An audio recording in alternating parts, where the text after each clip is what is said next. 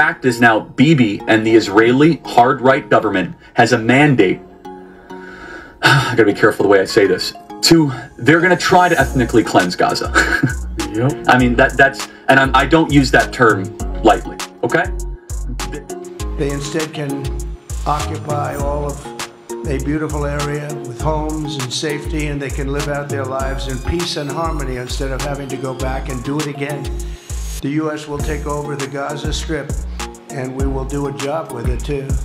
We'll own it and be responsible for dismantling all of the dangerous unexploded bombs and other weapons on the site, level the site and get rid of the destroyed buildings, level it out, create an economic development that will supply unlimited numbers of jobs and housing for the people of the area.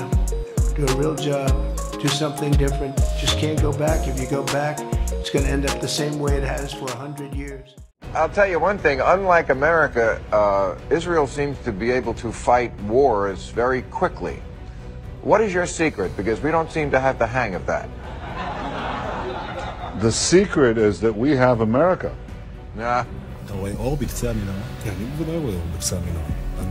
אני לא מאמין שהמלחמה עם ערבים תימשך לנצח. אני חושב שהערבים בסופו של דבר הם בני אדם. הם בני אדם, הם לא יתיחו את הראש בקיר לנצח.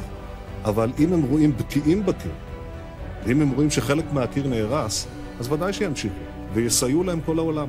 לכן מה שדרוש כרגע זה לעמוד מול הדבר הזה, לעצור את הרעה, ופשוט להתלכד ולהתאחד כדי שישראל תעבור את המכשול הזה, ואין לי ספק שיכולה לעמוד. אבל אנחנו הולכים למסלול התנגשות עם הממשל האמריקאי. ארצות הברית זה לא מקשה אחת, זה לא מקשה אחת. יש את הסנאט, יש את הקונגרס, יש את הכוח היהודי שהוא עצום, יותר חזק משהיה אי פעם. יש דעת קהל, יש לנו כוחות כבירים בדעת הקהל שמתנגדים למדיניות הזאת, גדולי הפרשנים. אמריקה לא תכפה לנו דבר אם לא נרצה בכך.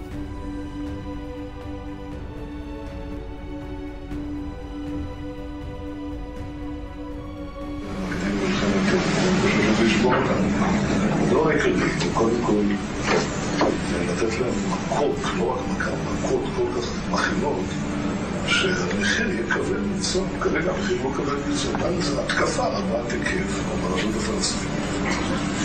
זה לפחד שהכל מתמוטט. ואז רגע, אבל אז השוק העולם יגיד מה אתם חושבים? העולם, אתה לא מפחד מהעולם ביבי. במיוחד היום עם אמריקה, אני יודע מה זה אמריקה. אמריקה זה דבר שאפשר להזיז אותו בקלות, להזיז לכיוון הנכון. אומרים שהם בעדינו, אבל כאילו... לא יחמיאו. אז שאם אנחנו עושים איזה משהו, אז הם... יש שם להזדניח שם משהו. אז אמרו, 80% מהאמריקאים תומכים בנו. זה אבסורד. יש לנו שם תמיכה כזאת, ואנחנו אומרים מה נעשה עם הממשל הוא היה פרו-פלסטיני בצורה קיצונית. לא פחדתי להתאבד שם. לא פחדתי להתאבד עם קלינטון. לא פחדתי להתאבד עם החוק.